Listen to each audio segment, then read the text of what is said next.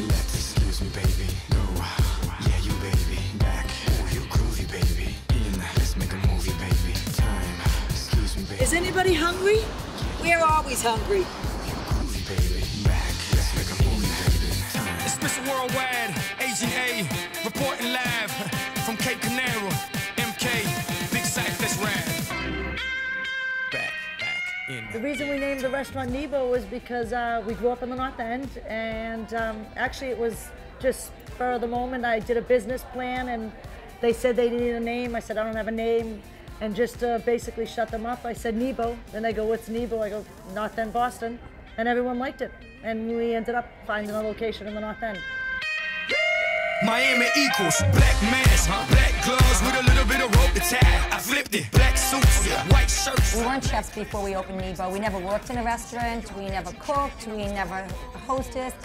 Christine came up with this idea after hairdressing for like, what, 17 years? Right. When Christine decides she needs a change, we're done. So, It was a midlife crisis. Yep, 5 weeks later we had a business plan, and 5 months after that we opened a Go restaurant. back in time. How did I come up with the title Oil and Onions? Okay, so Give she credit did. where credit's due. Okay, you did. Okay. So, you know, we always say that everything we do stemmed around food in our family. And some of the best memories just comes from the smell of the food. And one of the things that Christina always says is our best smell of food is oil and onions in the morning on a Sunday morning when my mother was making a gravy. We'd be upstairs. And when we say gravy, we mean, most people call it sauce, meatballs and braciole, spare rib. That smell of the onion sizzling in the oil on a Sunday morning, I think that it's just not about the gravy, it's about the whole family and The whole experience. it's people coming over. The gathering. But to understand the future, we have to go back in time. The best way for us to describe the North End is it's all about family, it's all about warmth, still the safest place to live. Everybody, maybe sometimes too often, they see you coming and going, what time you left in the morning, what time you arrived back at night.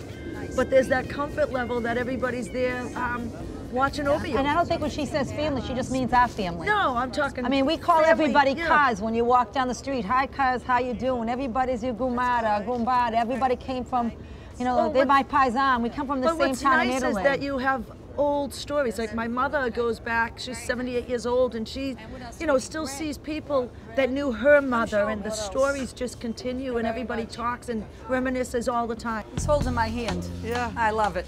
I love it. He knows. It says N in it. My big, it's too big. What do we get? Well, we need a bunch of stuff, but Albie will help us see. Good. Granita? Granita. So actually, I want potatoes. You got it? I think that's what's nice about it is because it doesn't matter. You always think you know everything, and then all of a sudden you run into somebody else. You know, we just ran into a gentleman that was saying how my father worked for his grandfather and his father in an oil company, olive oil company, from the time he was 9. And we didn't know that until a couple of years ago. So guess why we're really here today? It's gotta be the slush. That's right. That green barrel. First day out? I'm your pusher man. I'm your pusher man. What's really nice about Christine and I living next door to each other is the fact that we really enjoy each other's company. Come on in. What are we doing? Got a lot of shopping to do today. How you doing? We go for our walks together in the morning, and the funniest thing is we don't discuss work when we're on the deck, and we don't discuss work when we're taking our walk. It's our pleasure time together, and we're truly our best We friends. usually discuss food. Yeah, what we're gonna gonna eat. I think we eat lunch food for breakfast Yeah, a we lot. do. We're strange. We take a walk, a stroll, and we'll go to a 100-year-old bakery called Pazziali's, who not only has fabulous breads, but they have the best pizza squares. I'll put it up against any pizza squares in the country, to be honest. You know, we say we're gonna get one, it never happens. So 6 in the box and 2 out, because we're gonna eat them now. And then we walk through the streets for our exercise while we're eating We pizza figure we're gonna squares. burn it off by the time Yeah. we get back anyway, so it's not a big deal. That's another food we'll pick up early in the morning, and we'll eat those on the beach for lunch or Well, something. don't you think the North End is all about street food? I mean, you know. It is. And that's, I go back to what our restaurant is. I feel like we're refined street food.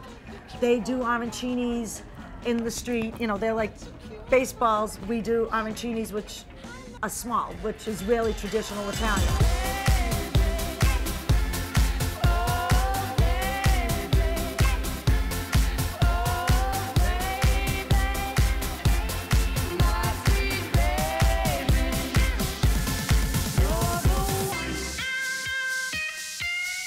I'm making my favorite pasta dish that I normally have for breakfast 3 or 4 days a week. We're just gonna put our pasta in first. So Christina, you're gonna start this dish with olive oil, so I'm just gonna cut up some garlic for you.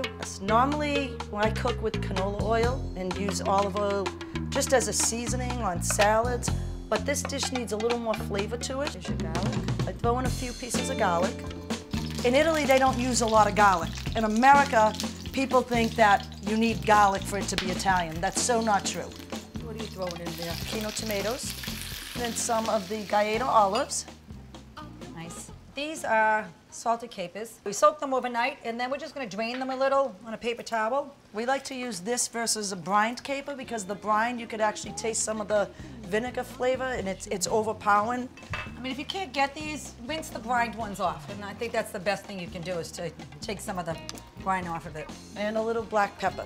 And just take it out of the pan like that too, because you get a little of the pasta water. And I actually just toss it right in. You just want to give it a really good toss because you want it to stick to all the pasta. Colors in that, huh? It's visually beautiful. Nice. Look at the size I give you. I have to fight for food in my house. The size I give Christine myself. and my brother have a habit on. of taking 3/4 of a dish and leaving me 1/4. Hold on. And notice how visually beautiful hers is, and mine is a mess. She just can't wait to get to her food. It tastes the same. It tastes the same. You just can't wait to get to your food. That's what that is. Okay, that's enough. Okay. Anybody hungry? We're always hungry. Breakfast is served.